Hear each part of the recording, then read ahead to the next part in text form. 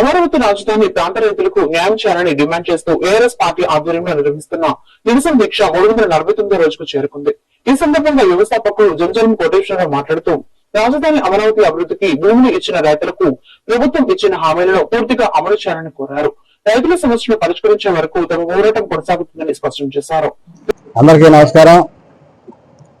రాజధాని రైతులకి, కూటమి ప్రభుత్వం, మీడియా మిత్రులకి, రాష్ట్ర ప్రజలందరూ కూడా ఈరోజు ఈ ప్రెస్ మీట్ ముఖ్య కారణం మన రాజధానిలో ఈ సెకండ్ పూలింగ్, మళ్ళీ థర్డ్ పూలింగ్ కూడా నిన్న నిడుముక్కల మోతలకయ్యి తాడికొండ అనౌన్స్మెంట్ చేయడం జరిగింది.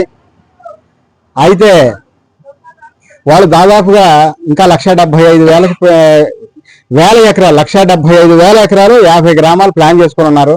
కాకపోతే మనం చేసే ఈ జేకేఆర్ ఏఆర్ఎస్ పార్టీ అధ్యక్షుడు మనం చేసే ఈ రైతుల కోసం రిలే నిరసన దీక్ష వలన రైతులంతా ఒకే మాట నుండి భూములు అయితే ఇవ్వకుండా ఉన్నారు. ఇక్కడ సమస్య ఏంటంటే భూమి ఇచ్చేస్తే వాళ్ళు ఇచ్చే ప్లాట్కి ఆ ప్లాట్ అమ్ముకుంటేనే ఉపాధి, లేకపోతే లేదు. అందుకని ఆ భూ సమీకరణతో పాటు భూ సేకరణ కూడా మన 4 రెట్టింపులు డబ్బులు ఇవ్వమని అడుగుతా ఉన్నాం. 2 ప్యాకేజీలు ఇవ్వమంటున్నాం. వాళ్ళు ఫ్రీగా తీసి అమ్మేసుకుందాం అని ఈ పరిపాలన మర్చిపోయి ఓన్లీ రియల్ ఎస్టేట్ వ్యాపారం మాత్రమే ఆలోచిస్తా ఉన్నారు. మేము బాగా గమనిస్తా ఉన్నాం. 12 సంవత్సరాల నుంచి కూడా గత 2014 గెలిచినాక అప్పటి నుంచి ఇప్పటివరకు 12 సంవత్సరాల నుంచి కూడా ఎవరు ఏదైనా నిర్ణయాలు తీసుకోనండి రియల్ ఎస్టేట్ మీద మాత్రమే నిర్ణయాలు తీసుకొని వాళ్ళు డెవలప్ అవ్వడం, రాజకీయ నాయకులు డెవలప్ అవ్వడానికి, రియల్ ఎస్టేట్ చేసుకోవడానికి మాత్రం ఆలోచిస్తున్నారు తప్ప ప్రజల గురించి మాత్రం ఆలోచించట్లా. అయితే నిన్న కూడా మళ్ళీ ఈ 2 గ్రామాలు ఇంకా వేరే గ్రామాల్లో కూడా రావడం జరిగింది అధికారులు. సీఎం గారు నేను అనుకోవడం ఏంటంటే సీఎం గారి దృష్టికి మాత్రం వాస్తవాలు వెళ్ళట్లేదు. వీళ్ళు ప్యాకేజీ భూ సమీకరణ, భూ సేకరణ ప్యాకేజీ అడుగుతున్నారు కాబట్టి డబ్బులు ఇవ్వండి, భూములు ఇవ్వరు అని స్పష్టంగా సీఎం గారికి వచ్చిన వాళ్ళు అధికారులు కావచ్చు, లేకపోతే నాయకులు కావచ్చు, వాళ్ళు సీఎం గారి దృష్టికి మాత్రం స్పష్టమైన ఒక నిర్ణయం ఇట్లా అడుగుతున్నారని చెప్పటం ఆయన దృష్టికి తీసుకెళ్తారు డబ్బులు అడిగే విషయం. వాళ్ళు ఏదో చెప్తున్నారు, వీళ్ళు వస్తున్నారు ముఖం ఆటానికి పోయి వాళ్ళ మేరు పొంది కోసం అక్కడికి రాంగ్ ఇన్ఫర్మేషన్ వెళ్తుందని నేను అనుకుంటున్నా. అయితే ఫస్ట్ నుంచి నేను చెప్తా ఉన్నా, మీరు హైదరాబాద్ మనం గతంలో చూసాంగా 100 కోట్ల మీద, మీరు 177 కోట్ల మీద, మొన్న 237 కోట్ల మీద ఎకరా.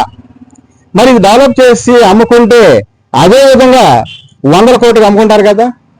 మరి వాళ్ళు ఎకరానికి 1 కోటి రూపాయలు ఇస్తున్నారు యావరేజ్. అంత కూడా ఇంకా తక్కువ అయింది 4 రెట్టింపులు.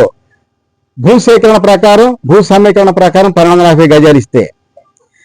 అయితే ఇవన్నీ వదిలేసుకొని ఏ కంపెనీకి 50 లక్షలకి ఇస్తున్నాం, హాస్పిటల్స్కి 50 లక్షలకి ఇస్తున్నాం, రైతులకి ఇవ్వండి 50 లక్షలు అంటే ఎకరా గజం 1000 రూపాయలు అండి. నిడమర్లో 10 రూపాయలు గజం ఇస్తారా? గజం 40-50 వేలు అమ్మే కాడ 10 రూపాయలకి ఇస్తారా? అంటే వాళ్ళు బినామీలకి ఇస్తున్నారు కదా తప్పితే వేరే వాళ్ళకి ఎవరు. 1 కోటి రూపాయలు అంటారు, 40 లక్షలు అంటారు, 50 లక్షలు అంటారు, 99 పైసలకు మొత్తం భూమి అంటారు. ఏమన్నా అర్థం ఉంటుందా? ఎట్లా అంటే ప్రజలను అమాయకులు అనుకుంటున్నారా, లేదా మీరు అమాయకులు చేద్దాం అనుకుంటున్నారా? నాయకుల కంటే ప్రజలు చాలా తెలివైన వాళ్ళు. మీకు అర్థం కావట్లా. మీరు చెప్పే ప్రతిదీ, ఏ నాయకుడు ఏ పార్టీ అయినా సరే మీరు చెప్పే ప్రతిదీ చూస్తూనే ఉన్నారు. ఈ 12 సంవత్సరాల్లో మీరు తెచ్చిన కంపెనీలు ఎన్ని లక్షల కోట్లు ఉన్నాయో చెప్పండి. కొన్ని లక్షల కోట్లు చెప్తున్నారు. ఎక్కడ ఆ ఉద్యోగాలు చూపించండి, ఆ కంపెనీలు చూపించండి. ఎక్కడ ఏమని వారికి మాటలకే పరిమితం. మనం మాటలు చెప్పటానికి ఆలోచించరు. ఇవాళ అయిపోయింది, రేపేం చేద్దామని చెప్పి ఆలోచించటం మానేసుకొని మనం ఏం చేస్తే కష్టపడి ప్రజలకు న్యాయం జరిగిద్ది అనే దాని మీద ఆలోచన చేస్తే 100% సక్సెస్ అవుతాం. ఎన్నో విధాలుగా తీసుకొని ఊరికి అమ్మేసుకుందాం, ఎట్లా చేద్దాం అనే తపన తప్ప వీళ్ళకి రాజధానిలో రైతులకి ఎలా డెవలప్ చేయాలి, వాళ్ళని కూడా మనం న్యాయం చేసి తీసుకుందాం అనే విధానం ఎక్కడ కనిపించట్లా. ఇన్నర్ రింగ్ రోడ్డు ఒకటి తీస్తే చాలు 100 కోట్ల మీద వాళ్ళు వచ్చి కొనుక్కుంటారు, అటు ఇంకా కొనుక్కుంటారు, కానీ 5 సరే నేనేం చెప్తున్నాం, ఇన్నర్ రింగ్ రోడ్డుకి ఒకసారి, అవుటర్ రింగ్ రోడ్డుకి ఒకసారి, ఎయిర్పోర్ట్కి ఒకసారి, రైలు స్టేషన్కి ఒకసారి, రైలు పట్టాలకు ఒకసారి, ఇంకా మిగతా రోడ్లకు ఒకసారి, ఇన్నిసార్లు తీసుకోకుండా తీసుకోవాల్సింది ఏదో ఒకేసారి తీసుకోండి. ఒకేసారి తీసుకొని ఈ విధంగా భూసేకరణ ఇవ్వండి, డబ్బులు ఖచ్చితంగా భూసేకరణ డబ్బులు, భూసేకరణ ప్లాట్లు ఇస్తే రాజధానిలో రైతులు ఇబ్బంది పడరు, ప్రజలు ఇబ్బంది పడరు, రాజధాని డెవలప్ అయింది. రాజధాని మన రాష్ట్రం 5 కోట్ల మంది ప్రజలకు ఉపయోగం ఉంటది. మన దేశానికి పెట్టుబడి పెట్టే నాయకులకి కాదు, పారిశ్రామికవేత్తలకు ఉపయోగం ఉంటది. అలాగే ప్రపంచ రాజధాని, ప్రపంచవ్యాప్తంగా మేధావులందరూ కూడా ఇక్కడికి వస్తే ఎంత డెవలప్ అయితే ఒకసారి చూడండి. 12 సంవత్సరాలు టైం వృధా అయిపోయింది. నేను చెప్పినట్టు చేయండి, ఒకే సంవత్సరంలో 12 సంవత్సరాలంతా డెవలప్ అవ్వద్ది చూడండి. కావాలంటే ఒకే సంవత్సరంలో ప్రభుత్వం డబ్బులు ఖర్చు పెట్టాల్సిన అవసరంలా ఈ పెట్టుబడిదారులే ఉంటారు.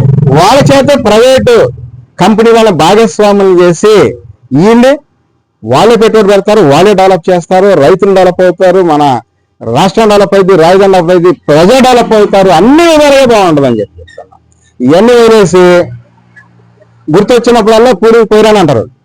ఇక్కడికి వస్తారు వాళ్ళేమో, రైతులేమో గట్టిగా మాట్లాడుతుంటే వాళ్ళ ముందు మాట్లాడలేక మొహమాటానికి అడిగాం సార్, నెక్స్ట్ క్లియర్ అవుతుంది, ఒక 10 days లో క్లియర్ అవుతుంది, ఒక 30 days లో క్లియర్ అవుతుంది, 1 month లో క్లియర్ అవుతుంది, ఏదో చెప్తారు వాళ్ళు. పోయిగా ఆ సీఎం గారి దృష్టి తీసుకెళ్ళరు. వాస్తవంగా డబ్బులు అడుగుతున్నారు, డబ్బులు ఇవ్వండి, భూములు ఇయ్యరు రైతులు. ఈసారి గట్టిగా పట్టుబట్టారు రైతులు.